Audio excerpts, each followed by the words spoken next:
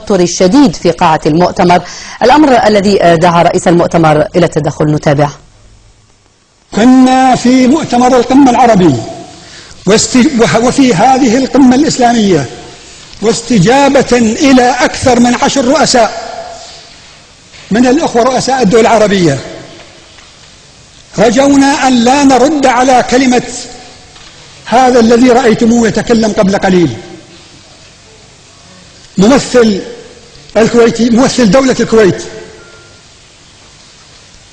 وتحملنا جسارته على العملاق الكبير، على رمز الأمة، رمز عزها وشموخها، العراق العظيم.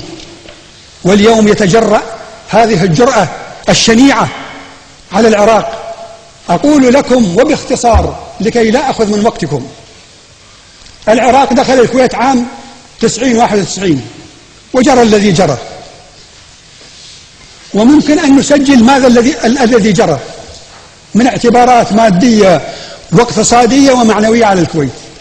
في كل عام من أعوام التي تلف ذاك العام، في كل عام يخسر العراق بسبب التآمر الكويتي، وبسبب خيانة الحكام الكويتيين وتآمرهم مع الصهيونية والإمبريالية، بقدر ما خسر الكويت ماديا ومعنويا 10 أضعاف. واليوم ترون كيف بكل صلافة ووقاحة يخترق ويضرب عرض الحائط مقررات مؤتمرات القمة، مؤتمر قمة بيروت، ومؤتمر قمة القاهرة، ومؤتمر قمة عدم الحياز، ومؤتمر القمم الإسلامية كلها، ويهدد بالأمن العراق بالصميم، ويدعو إلى الحشود الأمريكية، إلى أن تتركز الحشود الأمريكية في أرضه. اخرس يا صغير يا عميل، اخرس يا قرد، اخرس. أنت أمام العراق، على الله أبو شاربك، أنت أمام العراق. هذا الخائن. يا رئيس وفد الكويت، رئيس وفد الكويت، رجاء الهدوء. الأخ عزت لي ملاحظة. الأخ عزت لي ملاحظة رجاء أريد أبديها. أنت قلت في بداية حديثك: واعتصموا بحبل الله جميعا ولا تفرغوا.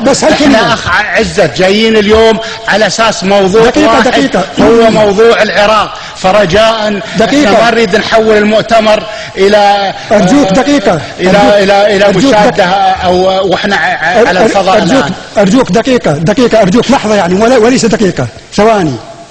مفروض كان، وأنا أجلك وأحترمك وقدرك، وأنت تستحق هذه المكانة في قيادة المؤتمر الإسلامي وتستحق أكثر.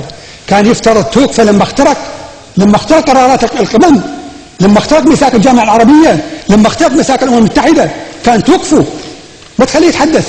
بدأ يتحدث هو أمام دولة اعتيادية. أخ عزت يتحدث أمام العراق والعراق جيرانه. يا أخ عزت، هل المطلوب من رئيس مؤتمر أنه يركز على كل كلمة؟ أنا ما وصلت إلى هذه الدرجة، فرجاء عذرا من أي رئيس دولة أو أي ملك قال كلمة فاتتني.